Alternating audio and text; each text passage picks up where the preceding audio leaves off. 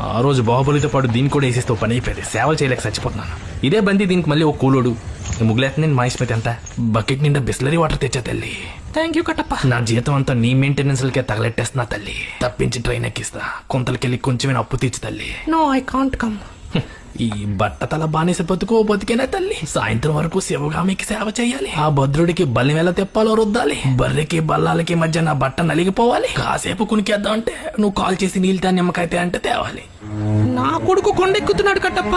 Pre interval లో slow motion లో వచ్చి ఎలివేషన్ తో నన్ను ఎత్తుకెళ్తాడు. నువ్వు అప్పుడు పెద్ద పుడింగ్ లో అడ్డు రాకపోతే చాలు. పళ్ళు తోముకుది నీ ప్రాసలకి ఏం తక్కువ లేదు. అక్కడ పచ్చబొట్టు పొడుచుకుంటూ పాట పాడుకుంటున్నాడు తల్లి. అంత కొండెక్కాక అలిసిపోయి నా కొడుకు అందం వెనక తిరుగుతున్నాడు. అక్కడ పాట అయ్యాక ఇక్కడ అందరి తాట తీస్తాడు కట్టప్ప. తల్లి కొడుకులు ఇంటర్వెల్ లో వెళ్ళిపోతారు సరే, నా బకాయిలే బాహుబలి తీరుస్తాడు తల్లి. నువ్వు అడిగినప్పుడల్లా ఆర్డర్లు పెట్టాను. పెప్సిడెంట్ కాకపోయినా పందుంబోలు తీసుకొస్తాను. నా మాట విని ఈ రాత్రికే రాజ్యం పోదాం తల్లి. నీ ఆస్తులు అమ్మి నా అప్పులు తీర్చాయి. కనీసం కొంతల్లో బొంతలు అమ్ముకుని బ్రతుకుతాను తల్లి. కుటుంబం లేనోడికి కష్టాలు లేవు అనుకుంటే ఎలా తల్లి? పళ్ళు తోముకోమని పందుంబలు ఇస్తే పిచ్చి పళ్ళేంటి తల్లి? మెంతులు మెంతులు మెంతుల పులుసు. మా ఆయన్ను వెధవని చేసి నన్ను విధవని చేసి అప్పుడు వెన్నుపోటు పొడిచి ఇప్పుడు అప్పులు వడ్డీలు అంటున్నావా కట్టప్ప? ఆ చితి బలాల దేవుకు అనుకుంటున్నావా?